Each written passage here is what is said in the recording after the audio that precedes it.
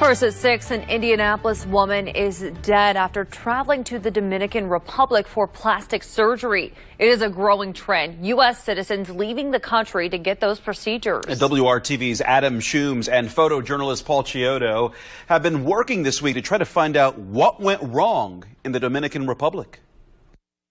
With a heavy heart, Sheree Terry reflects on the life of her twin sister.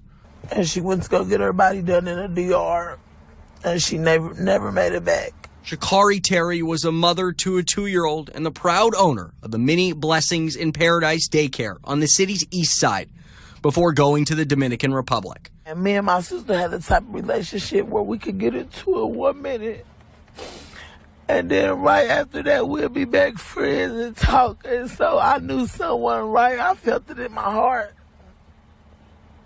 And I've been just trying to get help. This wasn't Sha'Carri's first surgery this year. She posted on her Facebook back in February that she got surgery. Her family says it was a gastric sleeve surgery that she got in Mexico. Just a few months later, on April 11th, her family says Sha'Carri went with her friend Carlisha Williams to the Dominican Republic. So she definitely was healthy. Everything went wrong. It happened there. They both had surgery for a Brazilian butt lift and a tummy tuck. They say the surgery was performed by Dr. Jose DeSena, seen here before the surgery. But after she called me Thursday night, she just wasn't right. The second day into recovery, which was Friday, the 15th, Sha'Carri I was moving around a lot more. And Sha'Carri, I was still in pain, but I was moving around. Sha'Carri wasn't really moving around. She wasn't doing nothing. She would lay in bed. I would go in there and try to get her out the bed, try to get her to come downstairs and eat with me, and she just wasn't responding well. Carlisha says Sha'Carri was moved from their recovery house and admitted to a clinic in Santiago. When we go in there and I see Sha'Carri, I almost fell out.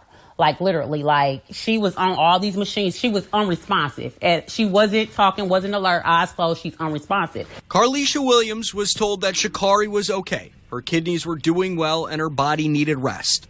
Carlisha says Dr. DeSena said she was only sedated. So I'm like, so if you unhook that, she'll be able to breathe and stuff like that on her. He was like, oh, yeah, she's perfectly fine. Like, her body just needs rest. Carlisha says she went back to see Sha'Carri the next day and a different doctor was there. According to Carlisha, that doctor told her Sha'Carri was having a hard time breathing on her own.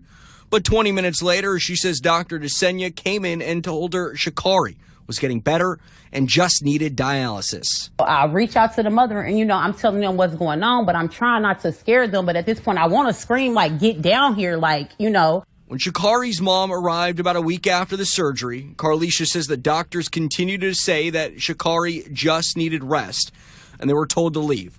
Carlisha was set to come back to Indiana the next day. Her mother's talking to her. Her mother, basically, she tells me, like, Carlisha, I don't believe my daughter is alive. She was like, I know my daughter isn't alive. Why won't they tell me? By the time she got to Indiana, Carlisha said that she was notified that Sha'Carri had passed away. So she was like, Carlisha, I went back to my room. She was like, I was probably there for about an hour. She was like, they called me and told me Sha'Carri's heart stopped just that quick.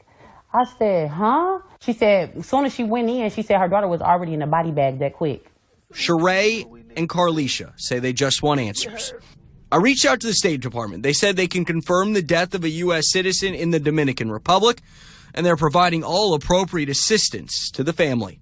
We're going to keep fighting. We will not stop at all. Sha'Carri was a very important person. Working for you, Adam Shooms, WRTV.